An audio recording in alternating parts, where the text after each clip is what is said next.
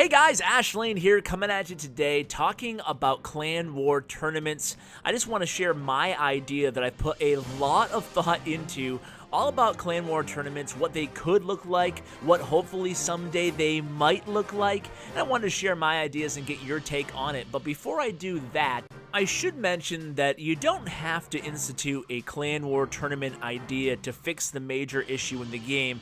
The major issue in the game, to my mind, is people's play sessions just aren't that long anymore, and the game needs a big new feature, like Clan Wars was 2 years ago now. So the easier way to fix this, in a little bit less exciting way, is just Speed Wars. Now, I say a little bit less exciting only because the other idea tournaments is so very exciting. But Speed Wars is still super exciting and invigorating for players in the game. And all Speed Wars would be is using the same clan war system, but they'd be much smaller, so 5 vs 5 or 10 vs 10. And a Speed War would have a 30-minute prep period, akin to the prep day right now, where you're able to fill your clan castles defensively and choose your base. And then it would only have a 45-minute or maybe an hour battle period, battle day, akin to what that is now. And the idea here would be they'd be smaller, and you could queue in with only your clan mates. So if you wanted to play with somebody, you'd have to be in their clan. That way it would be a nice, simple system using the same type of algorithms as far as weight goes and matching goes, and is already in the game right now. You'd have a cooldown period, maybe 12 hours, maybe 24 hours, so people couldn't abuse the new system and just grind out wars all day long, kind of make it fair and even playing field. So that's why I would institute a cooldown timer. But now let's get to my tournament idea. So the Speed Wars sounds like a lot of fun. I can totally picture, telling my clan mates early in the morning, guys, Speed War at 8 p.m., guys, be there. And it would be really fun. Who you gonna queue with today? Let's do a 10v10. I could just be so much fun playing in Speed Wars with my clan mates, and this could all exist in a world where regular clan wars still exist as well. So, tournaments. As I said, I put a lot of thought into what my idea would be in an ideal world, and it would entail individually queuing for tournaments. So why solo? It's kind of a divergence from Clan Wars, but in this world, Clan Wars still do exist. Maybe even Speed Wars exist, so there's a lot of opportunity to play with your clanmates and chat with them just as you normally do. But queuing for clan tournaments is very different, as it introduces so many layers of complexity, and also because it's a tournament, only one player actually moves on in the tournament bracket system, it will eventually become a solo experience anyway for the people on top of the bracket. So basically you're put into a 16-person tournament with all bases around the same war weight, and then from there you're all bracketed off and you start the tournament. So you're given 10 minutes to prep and execute your attack each round. So these are pretty fast moving. You have enough time to plan, but not enough time to leave the game and necessarily, do some chores around the house or ask all your clanmates for strategy advice. They're going to keep you moving, going to keep you locked into your device. Each round, you're given a chance to change your base and change your army.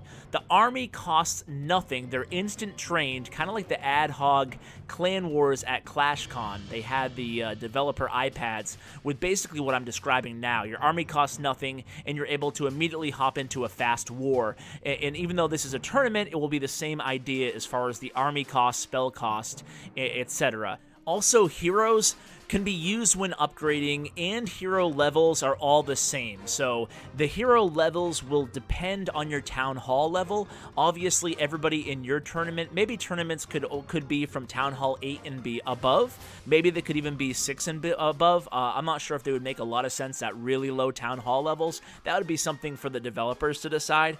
But my idea would be that the heroes would be a uniform level, and it wouldn't. Your heroes would not affect the clan war tournaments. Of course, your heroes still affect your clan wars, and they still affect farming and stuff like that, so heroes will still remain a really important part of the game, but this is just one way to even the playing field a little bit in the tournament and make sure that no one has a huge advantage over someone else in the tournament, because we know hero levels make such a big difference. Okay, so there are the army rules and the hero rules. Here are the win conditions. The players with the most stars win. If the players have the same amount of stars, Then they go to percentage. If both of the players have 0-star or 1-star or 2-star or 3-star, and if the percentage is exactly the same, then they go by time used. Whoever used the less amount of time would be the winner. And then if the time is the same, which would be very, very, very rare, but you have to think these things out. Say, for example, both players quit the battle immediately. Well, then a virtual coin flip will decide the winner. This will be very rare. Okay, now let's go on to the prizes. So first place's prize will be gems. Yeah, that's right, I said gems, because Supercell already awards gems to the people who probably need it the least in the entire game. Those are the members of the clans who are on the top of the leaderboard. So this way, you know, people who actually might need gems will actually be getting them. So the gem prize to the first overall finisher. Now, how many gems, Ash, you might be asking? Well, it's going to be a tiered system, so it depends on what town hall level you are or what war weight you are, however they decide to classify which constitutes each tier of the tournament. So maybe the winner of the number 1 tier might get $5 worth of gems, 500 gems, and then it could go down from there. That's just spitballing an idea, not sure exactly what would make sense there. Oh, and stay tuned because I do have some ideas that will prevent people from abusing this system, especially if we're going to award gems. Now, all the participants get a loot prize that is structured from top to bottom, and it goes, you know, starts very high and then goes down from there. All participants are also awarded new tournament points. We'll call them TPs, which they can be used in a very special and new shop. And in this shop in the game, people are allowed to trade in some of their points. They'll still stay on your profile. I'll get to that in a second. But they'll be able to trade in these points for aesthetic items, such as new art options for heroes, new clan castle decor, and new decorations, flags, etc. So there's some cool ideas that could add a new flair of achievement to the game. And you can look at somebody's village to see what type of statues or whatever they've been able to purchase from their Clan War tournament points. Now, the Clan War tournament points will forever stay on somebody's profile as well, so you can be able to go look at somebody's profile and see how successful they've been, similar to a gold grab, for example. Even though they've spent all the gold, it still remains on their profile. Now, this is a big one here. There's also going to be a new leaderboard added to the game with a list of players with the most war points at each town hall level, maybe the top 100 at each town hall level. Now, there are going to be 2 leaderboards beyond that. One that gets reset every season and one that is a rolling top 200 of all time. This is really huge because we've never had in the entire history of the game a leaderboard that truly reflects skill.